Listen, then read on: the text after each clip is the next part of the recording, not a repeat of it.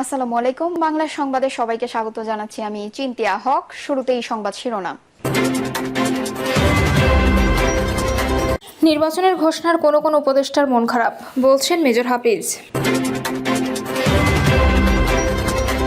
এদিকে গণ অভ্যুত্থান নিয়ে রাজনৈতিক দলগুলো ক্রেডিটবাজি করছে, বলছেন নূর।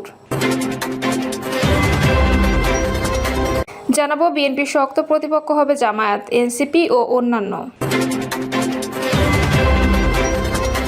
এবং সর্বশেষ জানাবো আমরা নির্যাতিত নিপীড়িত হয়েছি, কিন্তু কখনো মাথা নত করিনি, বলছেন ফখরুল।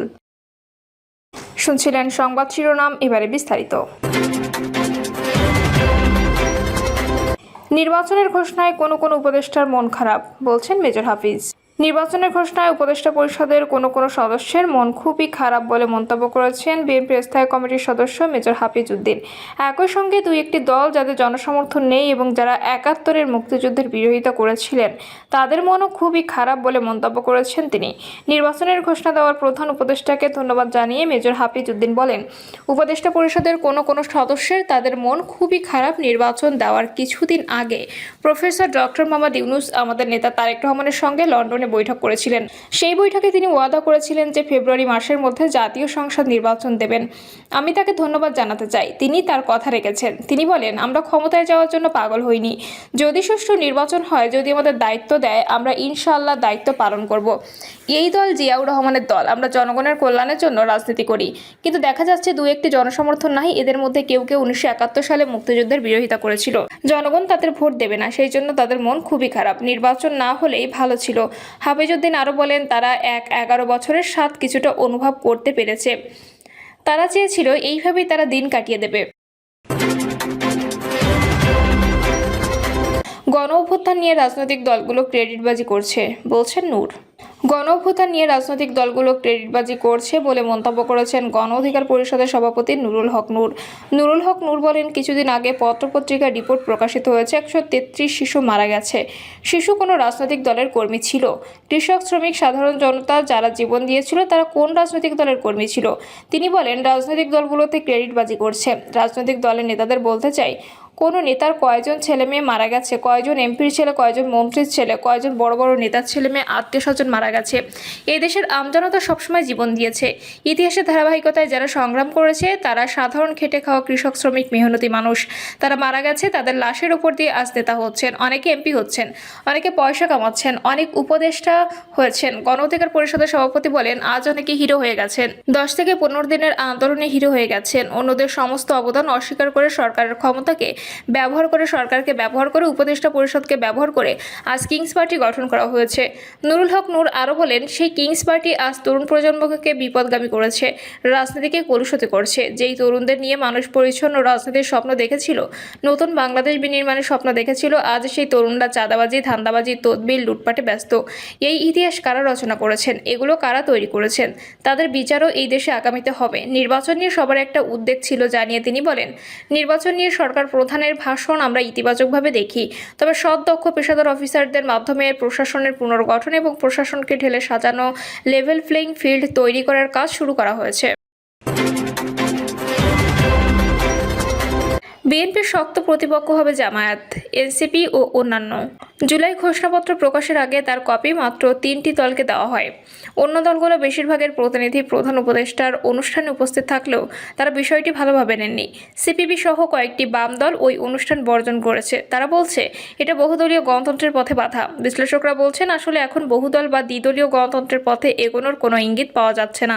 আওয়ামী লীগ নিষিদ্ধ হওয়ার পর দেশের এখন সবচেয়ে বড় দল বিএনপি, কিন্তু পরের দলগুলো বিএনপির কাছাকাছি তো দূরের কথা, বিএনপির সঙ্গে কোনো ধরনের প্রতিযোগিতায় গড়ে তুলতে সক্ষম নয়।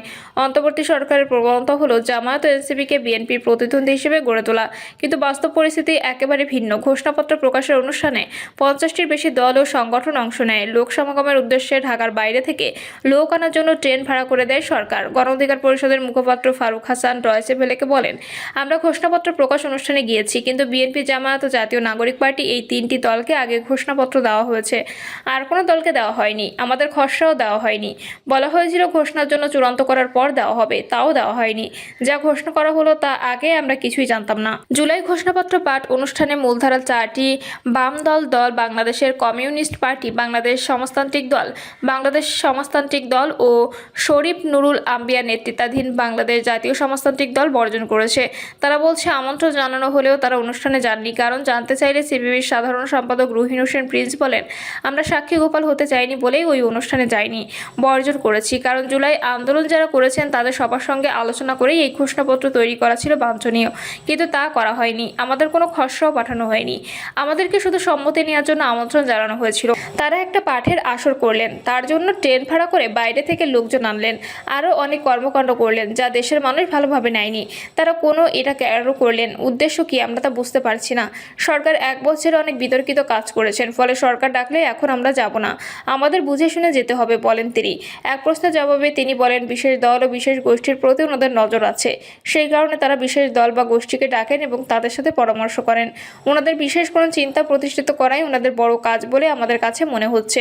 ফলে বহুদলীয় গণতন্ত্র তো দূরের কথা, গণঅভ্যুত্থানের মধ্য দিয়ে যে একটি ঐক্যের সম্ভাবনা দেখা দিয়েছিল তার মধ্যে বিভক্তির বীজ রোপণের চেষ্টা আমরা দেখতে পাচ্ছি। এনসিপি যুগ্ম আহ্বায়ক মনিরা শারমিন মনে করেন, শুধু সব দল নয়, জুলাই আন্দোলনে অংশ নেওয়া সব পক্ষের মতামত নেওয়া দরকার ছিল।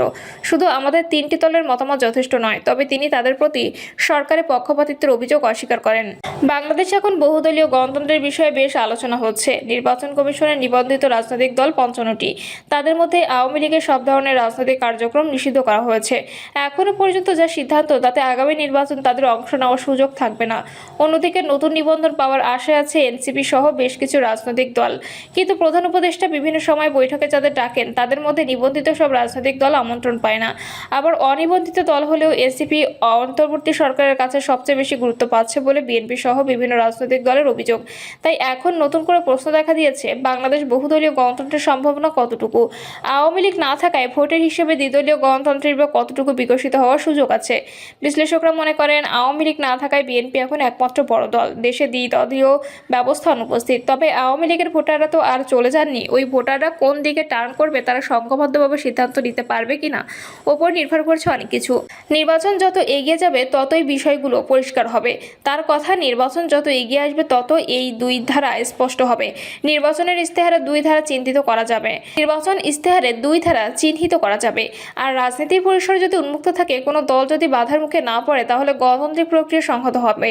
এই প্রসঙ্গে সাংবাদিক এবং রাজনৈতিক বিশ্লেষক মাসুদ কামাল বলেন, বাংলাদেশে এখনো মানুষ নির্বাচন বলতে বিএনপি ও আওয়ামী লীগের ভোট মনে করে।